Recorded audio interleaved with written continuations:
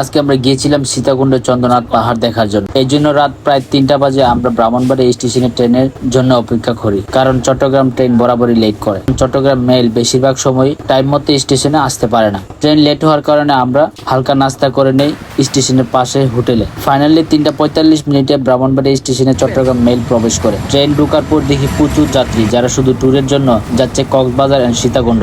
যেহেতু রাত অনেক হয়েছে তাই সবাই ঘুমিয়ে গেছে ট্রেনের মধ্যে। আর আমরা সকালে ভিউটা উপভোগ করার জন্য আমি ট্রেনের ছাদে চলে যাই, কারণ ছাদ থেকে সম্পূর্ণ ভিউটা দেখা যাবে। কিন্তু আপনারা কখনোই ছাদে উঠে ট্রেন ভ্রমণ করবেন না, কারণ এটা সম্পূর্ণ রিস্ক।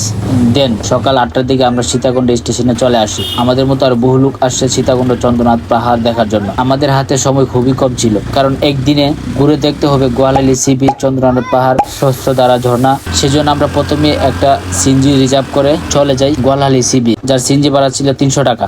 নদীর কাছে যাওয়ার জন্য 20 থেকে 15 মিনিট হাঁটতে হবে, এরপর বিচের পাড়ে যাওয়া যাবে। আমরা যাওয়ার পর দেখলাম বিচের মধ্যে পানি খুবই কম, তাই পানির গর্জন শোনা যায় নাই। এই বিচে আমরাই প্রথম আসছি, যার কারণে কোনো মানুষ নাই, খুবই নিরিবিলি।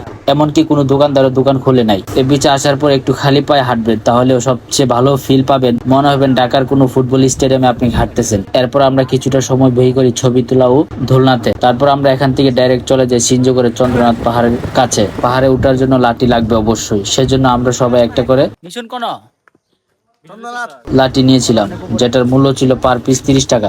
অবস্থা ভয়াবহ, মাইসপথে আমরা আটকে গেছি।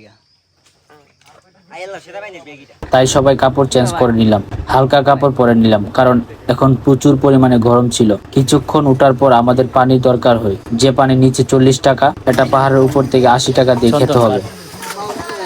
এই ভাই কি অবস্থা? আলহামদুলিল্লাহ ভালো ভাই। ভালো, অবশ্যই ভালো। চেহারাটা লাল হয়েছে ভাই। বাড়ি কই? বাড়ি কই? চন্দ্রনাথ। বাড়ি কই? Chandranath. This is the most dangerous place. অবস্থা ভয়াবহ। জীবনে যদি কোনো রকম ক্যালোরি খরচ করতে হয় সীতাকুণ্ড আইতে পারো। দাম নিবে ডাবল, কারণ এত উপরে পানি উঠানোর জন্য ওনারা আলাদা টাকা খরচ করতে হয়। এখানে মন্দির হচ্ছে 2টা। আমরা এখন যেখানে আছি এটা হচ্ছে প্রথম মন্দির। এই মন্দিরের পরে হচ্ছে বড় মন্দির। ওঠার সময় অনেকে বলতেছিল যে ভাই যদিও উঠতে কষ্ট হবে, কিন্তু ভিউটা দেখলে সবকিছু নর্মাল হয়ে যাবে। আসলে সত্যি, আর এটা হচ্ছে আমার লাইফের রেকর্ড। ভাই বাড়ি কই? কেমন লাগলো ভাই? অবস্থা তো পুরাই খারাপ। কি যে এত উপর থেকে এমন একটা ভিউ দেখলাম, আর কখনো এমন উঁচা থেকে কিছু দেখা হয়নি। আমরা যেখান থেকে দাঁড়িয়ে গ্রুপ ভিউটা নিচ্ছি, এটা হচ্ছে সর্বশেষ উঁচা জায়গা বা বড় মন্দির। এই মন্দিরের পাশ দিয়ে আমরা নিচে নামতে শুরু করলাম। আসলে উপরে উঠতে যতটা সহজ, নিচে নামতে আরো বেশি ভয়ঙ্কর। আমার সবচেয়ে বড় প্রশ্ন হইলো, হেরা অত উঁচার মধ্যে কেমনে ইট সিমেন্ট তুললা এই রাস্তা করলো, এই মন্দির করলো? কত ফাগল হইলে মানুষ এসব কাজ করতে পারে? ধর আছে অত উঁচাত বে এইসব কাজ করা? হ্যাঁ, পাগলের দলগল নিচে পারতো না কর মুরুক্কর বাচ্চা।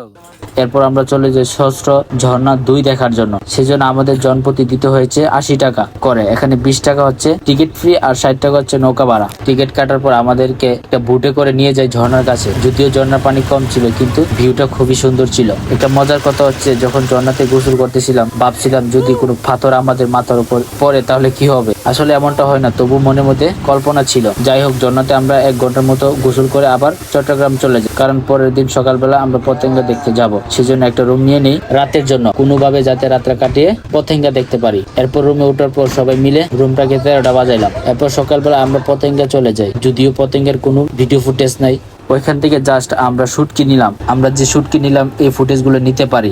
এরপর চট্টগ্রাম স্টেশন থেকে মহানগর গুদুলি দিয়ে ঠিক 3টার সময় চট্টগ্রাম থেকে আমরা ব্রাহ্মণবাড়িয়া চলে আসি স্লিপার বগি করে। সন্ধ্যা 7টার সময় আমরা ব্রাহ্মণবাড়িয়া স্টেশনে পৌঁছাই। আর সবচেয়ে মজার বিষয় হচ্ছে এই ট্যুরের কোনো আমাদের প্ল্যানই ছিল না, হুট করে ট্যুরটি হয়েছিল।